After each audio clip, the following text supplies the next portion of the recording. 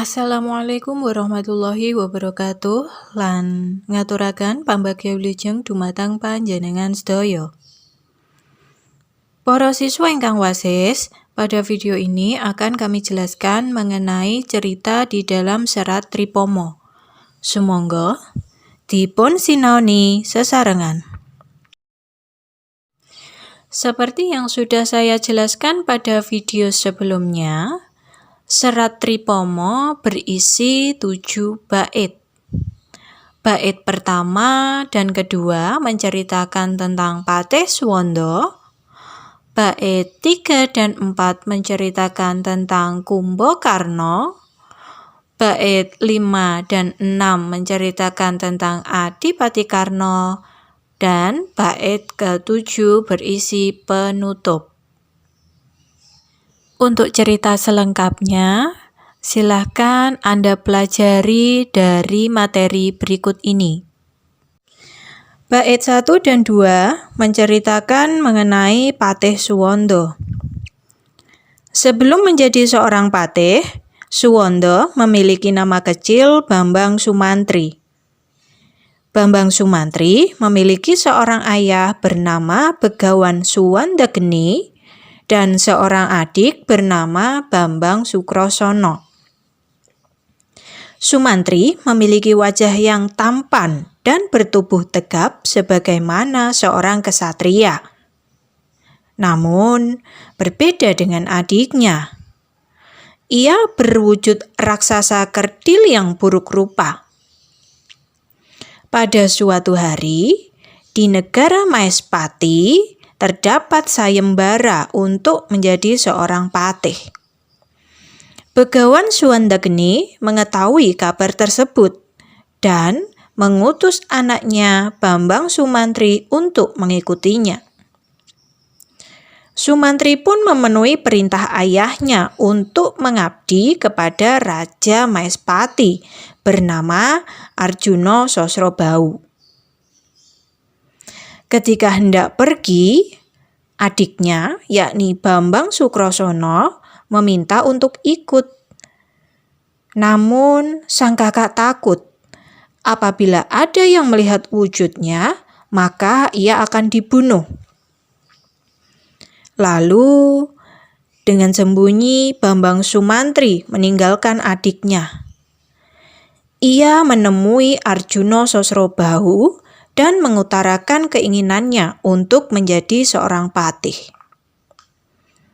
Raja Maespati tersebut menyebutkan syarat untuk menjadi patih, yakni mengalahkan 1000 raja, membawa Dewi Citrawati untuk dijadikan ratu beserta 800 domas, dan memindahkan Taman Sriwedari. Syarat tersebut diterima oleh Bambang Sumantri. Syarat pertama dan kedua dapat dilaksanakan. Namun, untuk syarat ketiga, ia meminta bantuan kepada adiknya Bambang Sukrasana. Setelah 3 syarat terselesaikan, Bambang Sumantri diangkat menjadi patih di Maespati berjuluk Patih Suwanda. Pada suatu ketika, Dewi Citrawati yang telah menjadi ratu ingin merasakan kesegaran air sungai di Maespati. Arjuna Sosrobau yang menyayangi istrinya itu akhirnya bertiwikrama atau mengubah dirinya menjadi raksasa untuk menghentikan arus sungai. Namun, tanpa ia sadari, air sungai yang ia bendung membanjiri negara Alengka, sehingga membuat marah Raja Dasamuka. Raja Dasamuka memorak-porandakan Maespati. Lalu, sebagai seorang patih yang cinta tanah airnya, Suwanda melawan Dasamuka dengan sekuat tenaga. Namun, takdir berkata lain. Patih Suwondo gugur saat melawan Dasamuka. Selanjutnya, Podo 3 dan 4 menceritakan tentang pengabdian Kumbakarna, adik dari Dasamuka. Cerita ini berawal dari kejadian Dasamuka yang menculik Sinta. Rasa cinta yang tak terkendali membuat Dasamuka menghalalkan semua cara untuk mendapatkan Sinta. Melihat perbuatan kakaknya yang salah, Kumbakarna mencoba untuk mengingatkan. Dirinya juga memberitahu jika Sinta tidak dikembalikan kepada Rama Wijaya, maka negara Ngalengka akan diserang oleh sekelompok kera pimpinan Anoman yang menjadi prajurit Rama Wijaya. Mendengar hal tersebut, tak goyah keinginan Dasamuka untuk menculik Sinta. Ketakutan Kumbakarna pun menjadi kenyataan. Sekelompok kera yang dipimpin oleh Anoman menyerang Ngalengka. Kumbakarna pun maju dalam peperangan. Dirinya maju perang tidak karena membela kakaknya yang salah, namun membela tanah air, keluarga, dan leluhurnya. Dengan sekuat tenaga ia berperang, namun pada akhirnya gugur di tangan Rama Wijaya. Kumbakarna pun menjadi seorang kusuma bangsa. Bait ke-5 dan 6 menceritakan tentang Adipati Karna yang membela para Korawa. Seperti yang kita tahu, Karna merupakan anak dari Kunti yang tidak lain ibu dari para Pandawa.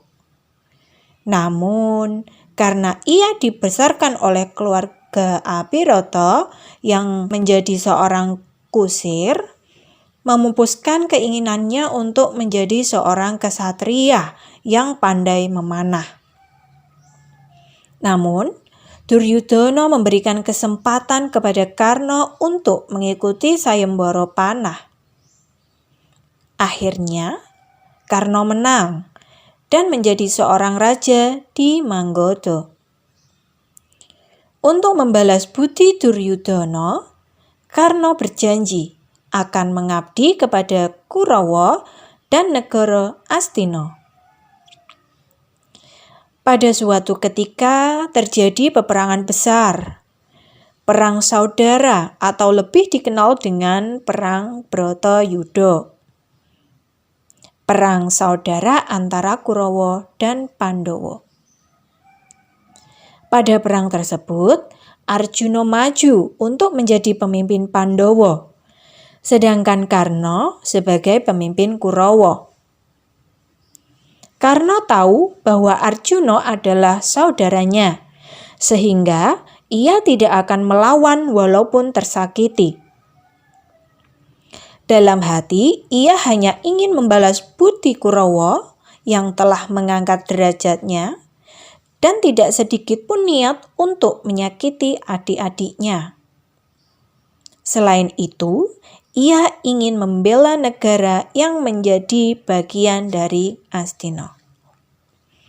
Dengan berat hati, Arjuna melesatkan panah ke Karna. Akhirnya, Karna gugur untuk membela negaranya. Bait ke-7 merupakan penutup. Dari bait tersebut, kita diajak untuk menyontoh perilaku ketiga tokoh yang cinta akan negaranya, yakni Patih Suwondo, Kumbakarna, dan Adipati Karna yang telah membela tanah airnya sampai dengan titik darah penghabisan. Ambillah contoh yang baik, tinggalkanlah contoh yang buruk. Demikian sedikit informasi yang dapat saya sampaikan. Apabila ada hal yang tidak jelas, boleh ditulis di kolom komentar.